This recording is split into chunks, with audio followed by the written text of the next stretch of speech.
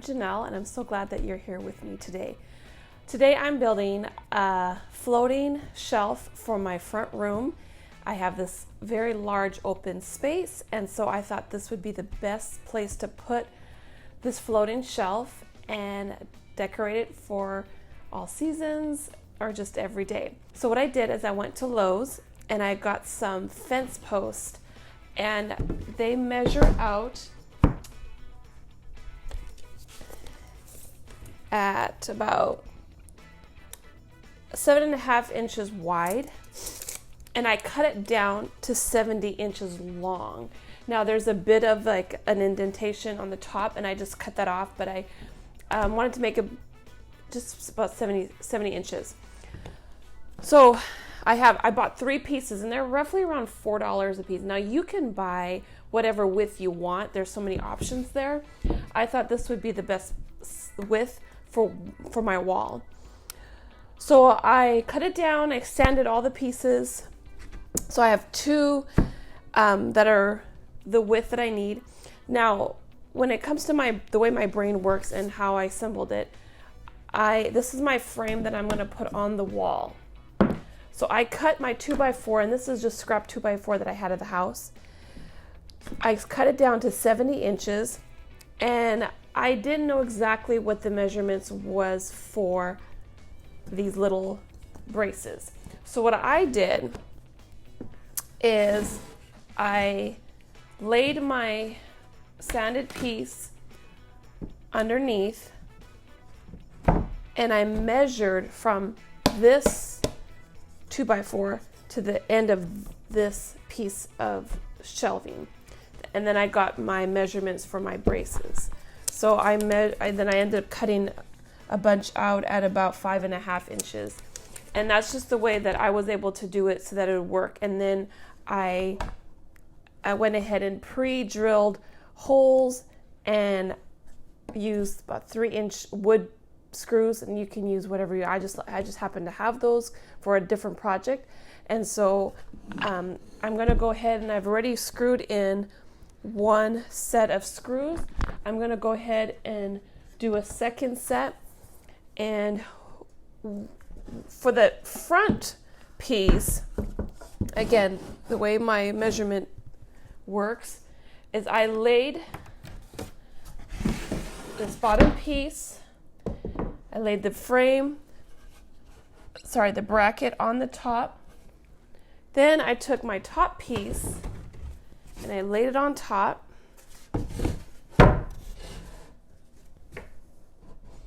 And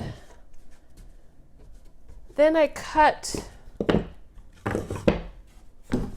this piece to fit directly on the top. Now I want my face plate to be flush, so my seam, I'm thinking sewing, I want to have the front even all the way from the top to the bottom. And then I measured that, and that's how I did it. So what I did with this piece, this is a 3rd piece of fence post that I bought. I used my table saw, and I just cut it at 4 3/4 inch. Now, when I got to my sides, I didn't have any more wood left, and I was like, hey, what am I gonna do? So what I did is, this is the extra piece that came off this piece. I'm going to use 2 separate pieces, glue them together, then I'm going to use that as my side. And so I'm going to glue this, let it dry, and then I will cut it down to size to fit exactly on the side. Now you could use putty in the middle to fill up that line, or you could just leave it, whatever your preference is. So I'm going to go ahead and glue these, and then I'm going to go ahead and assemble my wood. I'm still not sure yet if I'm going to stain it and then put it together. I don't know if I want to see the crack. So decisions. Either way, it's going to be amazing, and I'm so excited that I get to do this build. Okay, so I decided to go ahead and stain it before I put it together. And I'm just going to use a 220 grit sandpaper just to give it one fine sanding before I stain it.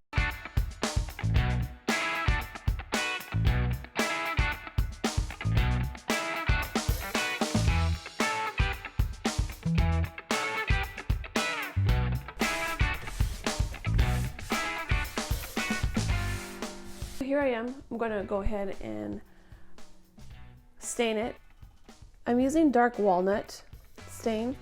I've used it for a variety of different projects. This can last forever. So I'm going to go ahead and give it a gentle stir to get all the stuff from the bottom. So I'm going to go ahead and stain all except for the very back. I'm going to stain the sides, the top, bottom, and then this piece of wood right here.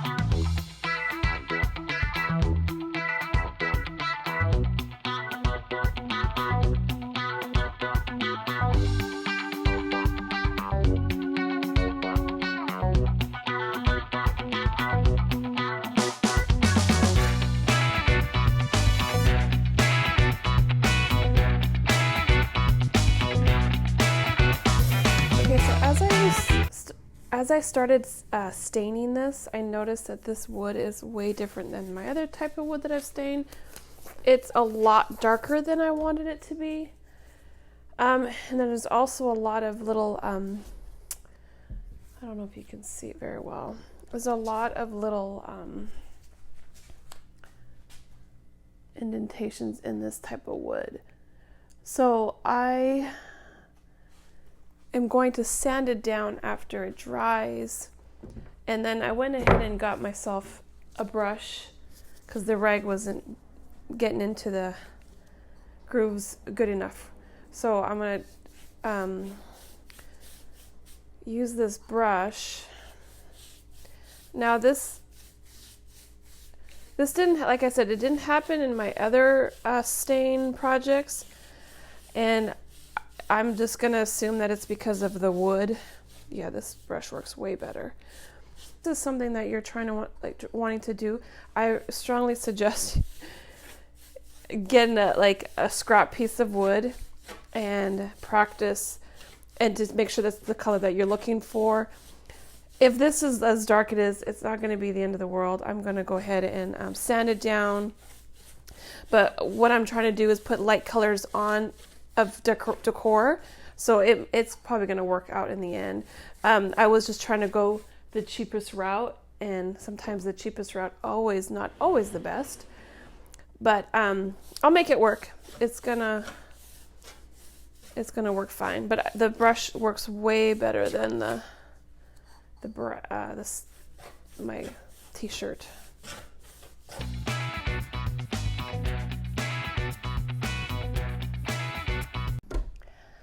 I'm ready to assemble. So what I did is I laid my bottom piece down, I put my bracket inside, and then I put my top piece in, just so it just gives me something extra to hold on to. And then I'm gonna go ahead and nail my front piece to the top first, and then I'll flip it over. That way it just gives me that extra, like an extra hand, instead of trying to hold it and all that other stuff. So I'm going to use my nailer.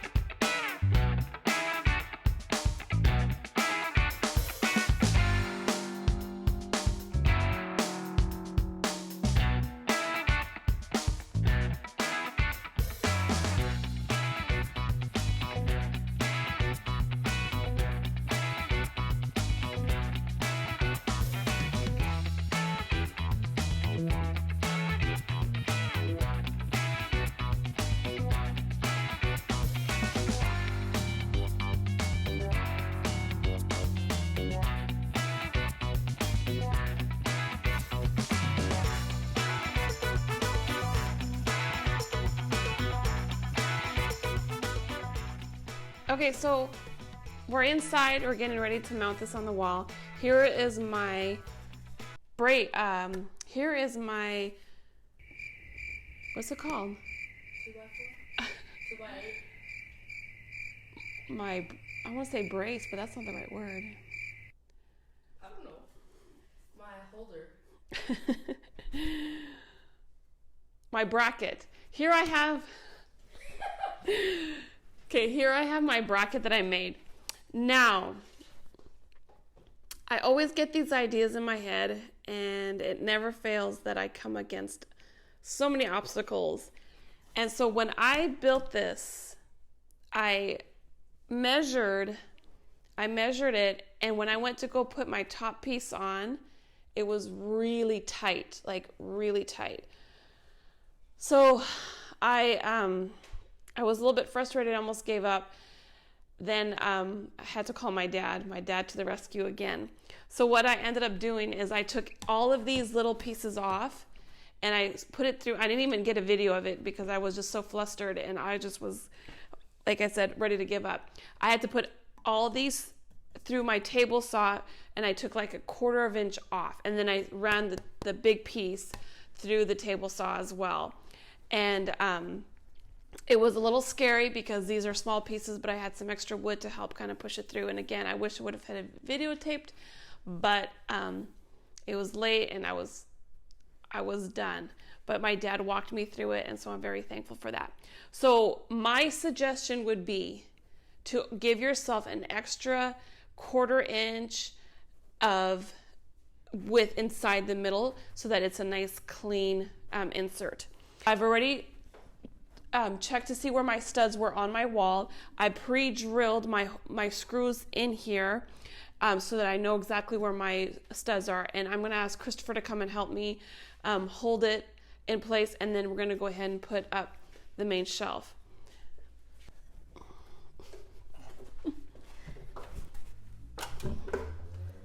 I have this up at 70 inches high. I marked my center,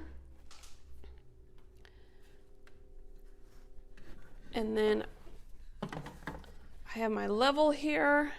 It's level. Good job, Christopher.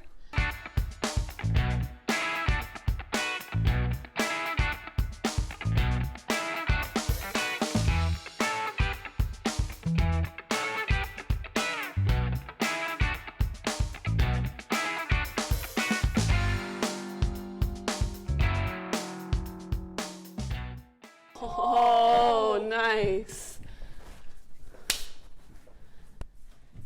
That was nice. Okay, you know what? Actually, let's flip it around because I want this on the top. Nice. That was satisfying. Oh, nice. Fits like a glove. Let's see, make sure it's straight. It's even. Yeah. Good job, Beth. I cannot believe I just did this. I don't know if I should cry or laugh or just do a little dance. With all the headache that I took to get there, I'm like shocked that it actually fits and it works. I just have to say I'm so proud of myself. It just slid on there so nice. I'm gonna get some screws and I'm gonna screw the top just for extra security, and then it's time to decorate.